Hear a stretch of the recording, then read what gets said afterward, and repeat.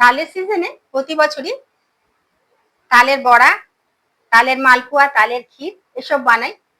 কিন্তু এবছর ভাবলাম একটু অন্যরকম কিছু করি, তাই বানিয়ে ফেললাম তালের লাড্ডু আর তালের পান্তুয়া। এত ভালো হয়েছিল খেতে, আমি নিজেই ভাবতে পারিনি। তাই ভাবলাম আপনাদের সঙ্গে শেয়ার করি। তো যাই হোক, MJ রকমারি রেসিপিস চ্যানেলে আপনাদের স্বাগত জানিয়ে চলে যাব রেসিপিতে। গ্যাসে কড়াই বসিয়ে তাতে আমি মোটামুটি 400 গ্রাম মতন তালের পাল্প দিয়ে দেবো। লো টু মিডিয়াম ফ্লেমে রেখে অনবরত খুন্তি দিয়ে নাড়াতে হবে যতক্ষণ না ফুটতে শুরু করে। এইবার দেখুন ফুটতে শুরু করেছে। আমি এই পর্যায়ে দিয়ে দেব 100 গ্রাম শুকনো নারকেলের গুঁড়ো। শুকনো নারকেলের গুঁড়োটা ভালো করে তালের সঙ্গে মিশিয়ে দেব। আর তারপরে দেব 2 বড় টেবিল স্পুন সুজি, আর দিয়ে দেব 1 টেবিল স্পুন চালের গুঁড়ো। এরপর 100 গ্রাম চিনি আমি গুঁড়ো করে নিয়েছি, আর সেটা আমি তালের মধ্যে দিয়ে দেব। এবার দেব 1 বড় টেবিল স্পুন গুঁড়ো দুধ। সমস্ত উপকরণগুলো একসঙ্গে এবার ভালো করে মিশিয়ে নেব। সমস্তটা ভালো করে মেশাতে হবে, কোনো রকমের লাম্প যেন না হয়। একদম স্মুথ একটা টেক্সচার তৈরি করতে হবে, আর অনবরত কিন্তু নাড়িয়ে যেতে হবে খুন্তি দিয়ে। আর মনে রাখতে হবে গ্যাসের ফ্লেমটা কিন্তু একেবারে লো টু মিডিয়াম ফ্লেমে থাকবে। এরপরে সমস্তটা ভালো করে নাড়াচাড়া করে রসটা শুকিয়ে নিতে হবে তালে। মোটামুটি 5 মিনিট মতন জাল দিতে হবে সমস্ত জিনিসগুলো দিয়ে। দেখতেই পাচ্ছেন রসটা অনেকটাই শুকিয়ে গেছে, আর মোটামুটি কড়াই থেকে ছাড়তে শুরু করেছে। কিছুক্ষণ এভাবে আরো আমি নাড়াচাড়া করে নেব খুন্তি দিয়ে। আর তারপরে এই যে একটা আঠা আঠা ভাব হচ্ছে, এর জন্য দিয়ে দেব আমি 1 বড় চামচ ঘি। ঘিটা দেওয়ার পরে একটু নাড়াচাড়া করলেই দেখবেন পুরোটা কিন্তু কড়াই থেকে ছেড়ে চলে আসছে।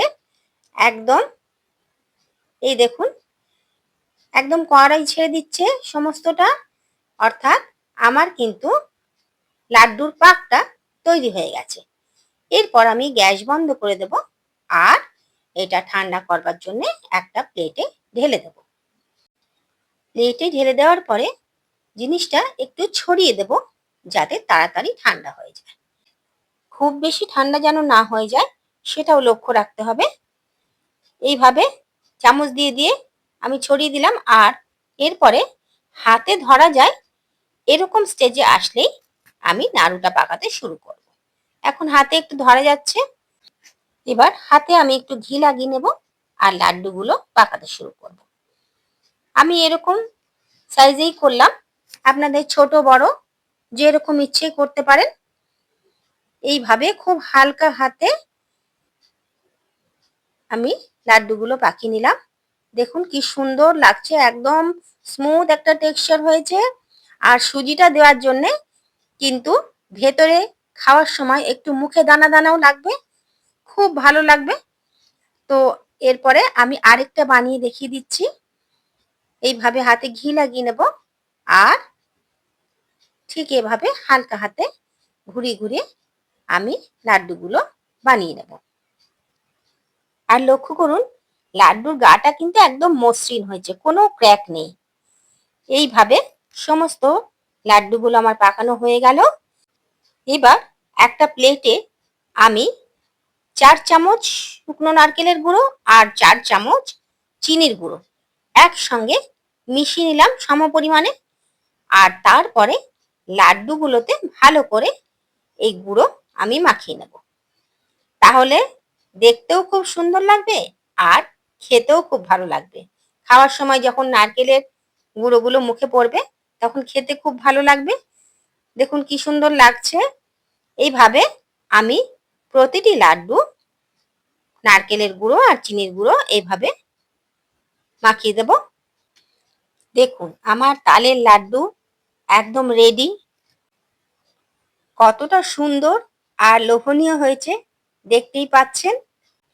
এই তালের সিজনে এরকম ভাবে লাড্ডু একবার আপনারাও অবশ্যই বানান। লাড্ডুগুলো তো দেখছেনই কতখানি সুন্দর হয়েছে দেখতে, আর ততোধিক সুন্দর হয়েছিল খেতে। বানানো মাত্রই ফটাফট সব শেষ হয়ে গেল। কোনো রকমে ৬টা লাড্ডু আমি বাঁচিয়ে রেখেছিলাম, আর সেটা দিয়েই বানালাম পান্তুয়া। আর জানেন, কিছুটা রসগোল্লার রস ছিল, সেই রসটাই আমি কাজে লাগিয়ে দিলাম। আর পান্তুয়া যা তৈরি হলো, মানে সে আপনাদের কি বলবো, অনবদ্য। প্রথমে ৬টা লাড্ডু আমি একদম ছাকা তেলে ভেজে এরকম গোল্ডেন ভাবে ভেজে তুলে নিলাম।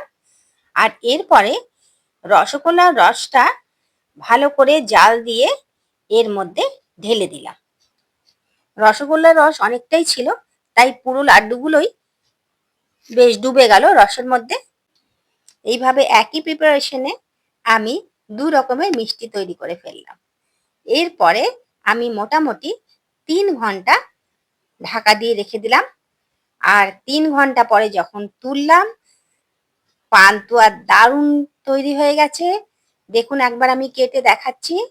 ভেতরটা দেখবেন কতটা ফাঁপা হয়েছে, ভেতরে রস ঢুকে দেখবেন সাইজটাও কতখানি বড় হয়ে গেছে পান্তুয়া।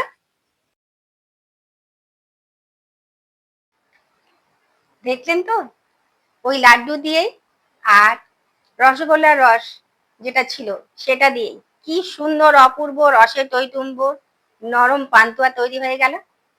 আপনাদের কেমন লাগলো অবশ্যই জানাবে। একবার বাড়িতে ট্রাই করে দেখুন না কেমন হয়। যদি ভালো হয় আমাকে কিন্তু প্লিজ জানাতে ভুলবেন না। দেখা হবে আবার পরের ভিডিওতে।